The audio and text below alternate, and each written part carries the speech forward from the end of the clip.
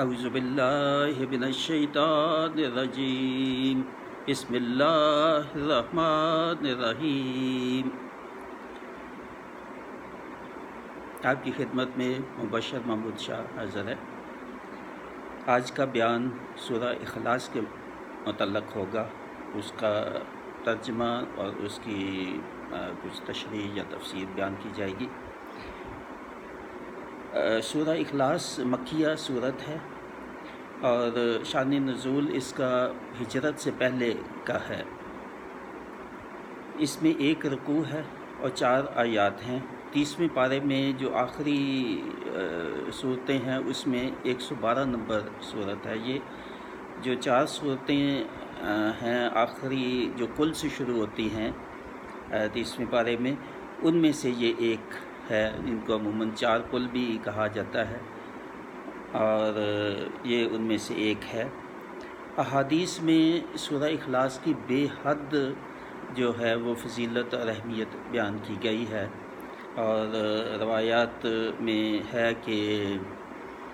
حضور نبی پاک صلی اللہ علیہ وسلم نے یہ کہا کہ صحابہ کو بتایا کہ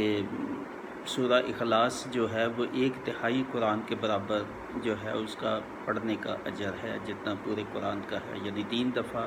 اس کو پڑھے، یعنی سمجھ کے ساتھ کچھ یہ بھی ہے ساتھ اس کو پڑھنا، تو اس کا پورے قرآن کا اس کا ثواب ہے۔ تو یہ اس کی بہت بڑی جو ہے وہ ایک اہمیت ہے۔ اور اس کے علاوہ اس کے نزول کی وجہ ایسے ہے کہ کفار حضور پاک سے اکثر سوال کیا کرتے تھے کہ اللہ کون ہے، اللہ کیسا ہے، اللہ کی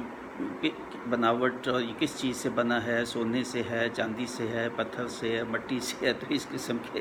سوال اکثر جو ہے وہ کیا کرتے تھے۔ اور دوسرا کہ یہ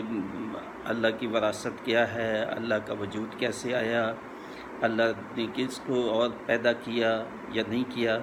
اس کی اولاد کیا ہے، وغیرہ وغیرہ اس قسم۔ تو ان کے سوالوں کے جواب میں اللہ تعالیٰ نے یہ بہت ہی مختصر جو ہے وہ صورت نازل کی، اور یہ بے حد اس کی اہمیت ہے کہ یہ ایسی ہے کہ اتنے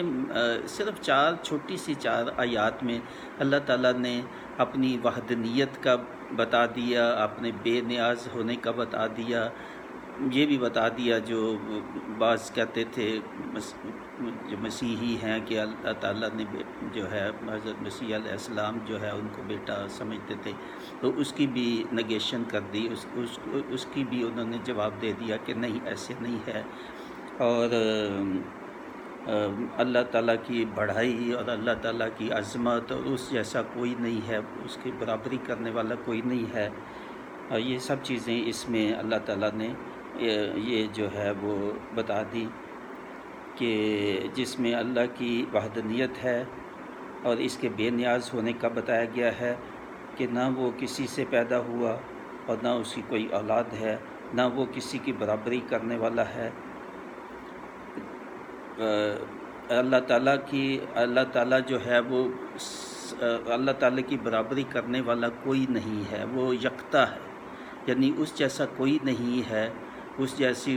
کوئی بھی صفات، کسی بھی صفت میں اللہ تعالیٰ کی برابری کرنے والا کوئی نہیں ہے۔ وہ یکتا ہے اپنی صفات میں، وہ یکتا ہے اپنی وحدانیت میں، وہ یکتا ہے اپنی عظمت میں،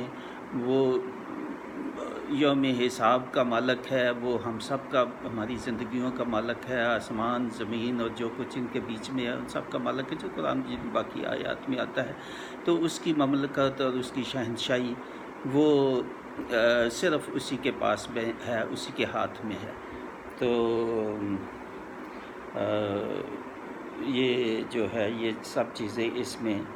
اللہ تعالیٰ نے بیان کی، اور یہ جو ہے اس کو خاص طور پہ الفاظ پہ بھی پڑھتے وقت آدمی ذہن میں رکھے کہ ان کا مطلب کیا ہے، اور تھوڑا غور بھی کرے اس کو زیادہ۔ اور یہ صورت جو ہے وہ دوسری صورتوں کے ساتھ جو ہے وہ مختلف اور جگہوں پہ ان کی مزید تفصیل ہے جو چیزیں یہاں 4 آیات میں بیان کی ہیں یہ تو ان کا خلاصہ ہے، مگر ان کی تفصیل اور ان کی مزید جو ہے احکام اس کے متعلق وہ باقی صورتوں میں ہے، تو یہ اس کا خلاصہ بیان کر دیا ہے بہت حد تک کہ تاکہ یہ جو ہے اس کو باقی قرآن مجید کے ساتھ پیئر کر کے جو ہے وہ سمجھا جائے، یعنی باقی قرآن مجید کی جو احکام ہیں ان کو ان آیات کی روشنی میں جو ہے وہ مزید تفصیل کے ساتھ دیکھنا چاہیے اور غور کرنا چاہیے۔ انگلش میں جو ہے اس کا ترجمہ وہ ایسے ہے، سے ہی Allah is one, Allah is he on whom all depend, he begets not, nor is he begotten, and none is like him۔ تو یہ مختصر جو ہے وہ الفاظ میں یہاں پہ جو ہے وہ اس دعا کے ساتھ کہ اللہ تعالیٰ سورہ اخلاص کی جو برکتیں ہیں وہ ہم سب تک اللہ تعالیٰ اس کی جو ہے وہ رحمت نازل کرے آپ پہ، مجھ پہ، اور ہم سب کو اس کی برکتوں میں اللہ تعالیٰ شامل کرے۔ اور دوسرا یہ بھی آیا ہے کہ سورہ اخلاص جو ہے وہ رات کو سوتے وقت عموماً جو ہے وہ پڑھنے کا اس کا ذکر آیا ہے کہ وہ باقی جو سورہ فلق اور سورہ ناس کے ساتھ ملا کے اس کو سونے سے پہلے پڑھا جائے تو حاسدوں سے بچ سکتے ہو، اسیب اور جادو کرنے والے اور مختلف اس قسم کی اور مختلف دیگر بیماریوں سے، اور اللہ تعالیٰ حفاظت فرماتا ہے اپنے فرشتوں سے۔ تو یہ بھی انسان کو، ہر ایک کو کوشش کرنی چاہیے کہ سونے سے پہلے آیت الکرسی اور یہ 3 صورتیں جو ہیں، یہ کل سے شروع ہونے والی 3 صورتیں یہ پڑھ لے سونے سے پہلے، اور اگر ہو سکے تو ہر نماز کے فرض نماز کے بعد بھی وہ یہ پڑھے، تو اس سے دن کے دوران اور رات کو اللہ تعالیٰ حفاظت فرمائے گا آپ کی اور میری۔ اور دوسرا یہ ہے کہ یہ بخشش کے لیے، دعا کے لیے بہت اچھی ہے۔ جب بھی آپ دعا مانگتے ہیں اپنے لیے، اپنی مغفرت کے لیے، اپنے گناہوں کی بخشش کے لیے، یا دوسروں کے لیے بھی جب دعا مانگتے ہیں تو عموماً آپ نے دیکھا ہوگا جب ہم دعا کرتے ہیں کسی زندہ کے لیے بھی، اور خاص طور پہ جب کوئی چلا جائے انسان تو اس کے لیے دعائے خیر میں جب آپ شامل ہوتے ہیں تو اس میں الحمد شریف کے ساتھ سورہ اخلاص ہی پڑھی جاتی ہے۔ تو یہ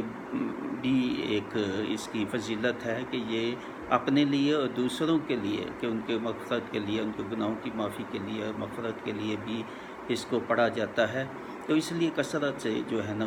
کوشش کرنی چاہیے کہ اس کو پڑھا جائے، اور اللہ تعالیٰ اس کی جو فضیلتیں ہیں، اس کی جو برکتیں ہیں وہ آپ پہ اور مجھ پہ اور آپ کی اولاد پہ، مجھ پہ، میری اولاد پہ، عزیز و اقارب، دوستوں، سب کے لیے اللہ تعالیٰ وہ اس میں حصہ رکھے اور ہمیں مزید جو ہے قرآن مجید کی پڑھنے کی سمجھ عطا فرمائے اور ہدایت فرمائے، جو سیدھا راستہ ہے اس پہ چلنے کی توفیق عطا فرمائے۔ تو میں رخصت چاہتا ہوں۔ مبشر محمود شاہ، مع السلامہ۔